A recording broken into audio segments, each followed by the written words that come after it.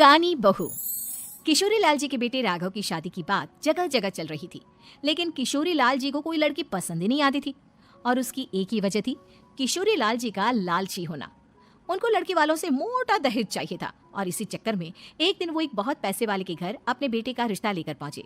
उस आदमी का नाम था ओम प्रकाश। देखिए किशोरी लाल जी, मेरी एक ही बेटी है और मेरी सारी संपत्ति जायदाद सब कुछ मेरी बेटी नैना का ही है। पापा, नाम से लगता है बहुत खूबसूरत होगी। कितना अच्छा नाम है ना, नैना।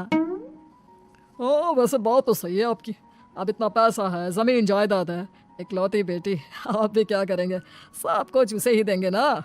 बिल्कुल ठीक पहचाना आपने। बस बेटी की शादी और सारी जायदाद उसके नाम। पापा, बिना देखे हाँ कर दीजिए ना। इतना अच्छा रिश्ता फिर कहाँ मिलेगा? माला माल हो जाएंगे हम। मैं अपनी बेटी को बुलाता हूँ। अरे नहीं नहीं नहीं नहीं, आपकी बेटी का नाम नैना है, सुनकर ही लगता है बहुत सुंदर होगी। रहने दीजिए अंकल, मैं तो आपकी बेटी के नाम से इतना खुश हो गया हूँ कि उसे बिना देखे शादी करने को तैयार हूँ। अब तो मैं उसका चेहरा सीधे शादी के बाद ही देखूंगा।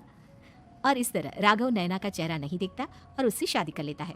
शादी के बाद अपनी सुहाग रात पर जब राघव नैना का घूंघट उठाकर देखता है तो नैना की आंखें बंद थी।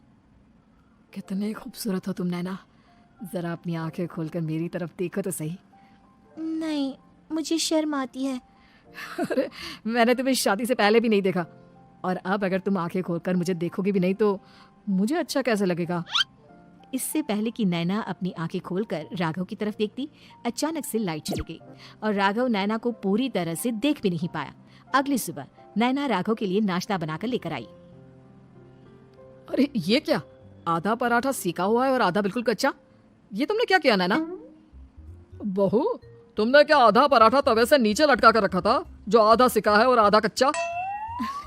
मुझे जितना दिखेगा उतना ही तो सीखूंगी ना पापा जी। जहाँ जहाँ मुझे नजर आ रहा था वहाँ मैंने सीख लिया, और जहाँ जहाँ नहीं दिखा वहाँ कच्चा रह गया होगा। इसका क्या मतलब है? ये कैसा मजाक कर रही है तुम? अरे बहू, तुमने इतना लंबा घूंघट क्यों लगाया हुआ है?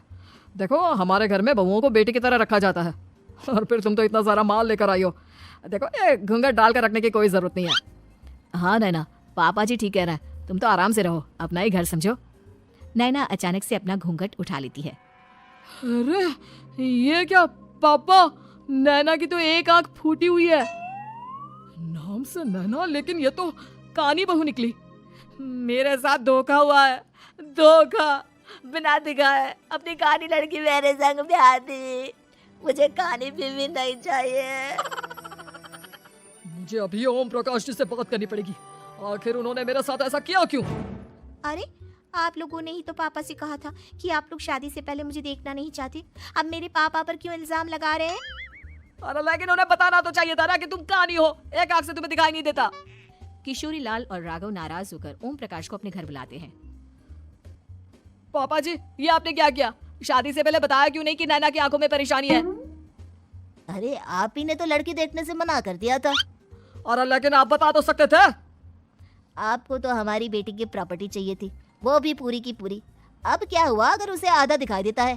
प्रॉपर्टी तो आपको पूरी मिल गई ना। अरे ये क्या बात हुई? मेरी शादी प्रॉपर्टी से नहीं, आपकी बेटी से हुई है। अब ये तो पहले सोचना चाहिए था, तब तो मेरी प्रॉपर्टी देखकर तुम्हारी जुबान लप लपा रही थी। लेकिन मैं कानी लड़की को अपनी बीवी बनाकर नहीं रख सकता। पापा कुछ करिए ना आप। हाँ करता हूँ। देखिए ओम प्रकाश जी, आप हमारे साथ ऐसा नहीं कर सकते। और तुम देखो, अगर तुमने मेरी बेटी से शादी तोड़ी ना, तो जो भी प्रॉपर्टी मैंने तुम्हें दी है वो तो पूरी की पूरी वापस ले ही लूंगा, और आधी प्रॉपर्टी तुम्हारी भी लूंगा। अरे मेरी आधी प्रॉपर्टी भला क्यों लेंगे आप? इसलिए क्योंकि मेरी बेटी को आधा नजर आता है और उसकी नजर अभी तक तुम्हारी आधी जायदाद पर ही पड़ी है। अब तुम उसे घर से निकालोगे तो कुछ तो लेकर जाएगी ना। और अगर हम आपकी बेटी को अपने घर की बहू बनाकर रखे तो? तो तुम्हारी पूरी प्रॉपर्टी तुम्हारी ही रहेगी, और जो मैंने तुम्हें दिया है ना, उसमें से बस मैं आधा लेकर जाऊंगा। अरे लेकिन अब आप अपनी दी हुई प्रॉपर्टी में से आधी वापस क्यों लेकर जाएंगे, अगर मैं आपकी बेटी को अपनी पत्नी बनाकर रखने को तैयार हूँ तो? इसलिए ताकि भविष्य में अगर तुम मेरी बेटी को धोखा दो तो उसके पास कुछ तो रहे जो पति का हो, वैसे मेरे पास तो बहुत कुछ है, लेकिन अपने पति की कोई निशानी तो उसके पास होनी चाहिए ना। अब अगर तुमने मेरी बेटी को कानी कहा तो तुम्हें प्रॉपर्टी भी कानी ही मिलेगी, पूरी नहीं। जमाए राजा। किशोरी लाल और राघव समझ चुके थे कि वो बुरी तरह फंस चुके हैं और अब उनके पास वहां से निकलने का कोई चारा नहीं है। अब समझ में आया ना, लालच बुरी बला होती है। एक तो तुम्हें प्रॉपर्टी मिली, ऊपर से बीवी मिली, उसमें तुम्हें नखरे भी दिखाने हैं। आए बड़ी, चुपचाप बैठो दोनों। कुछ दिनों के बाद नैना राघव की कार लेकर बाजार घूमने निकलती है और जब कार लेकर वापस आती है, अरे, ये क्या? एक तरफ से मेरी गाड़ी पूरी खराब हो चुकी है। लगता है तुमने मेरी गाड़ी को किसी दूसरी गाड़ी के साथ एक्सीडेंट किया है।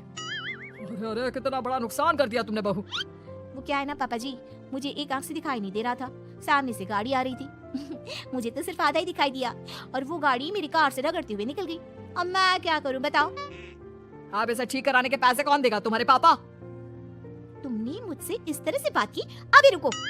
नैना राघव की शिकायत ओम प्रकाश को कर देती है।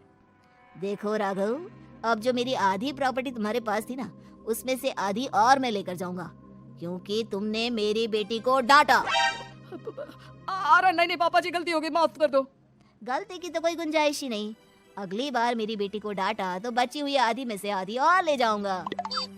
लालच के चक्कर में हम दोनों ने बहुत बड़ी गलती कर दी बेटा। एक तो तुम्हें कानी बहू मिली और ऊपर से जो माल मिला वो भी काना। इस तरह राघव की हर एक गलती पर ओम प्रकाश उसकी प्रॉपर्टी का आधा आधा हिस्सा लेकर अपना सारा माल वापस ले गया और राघव को कानी बीवी से काम चलाना पड़ा। भाई लालच वाकई में बुरी बला है।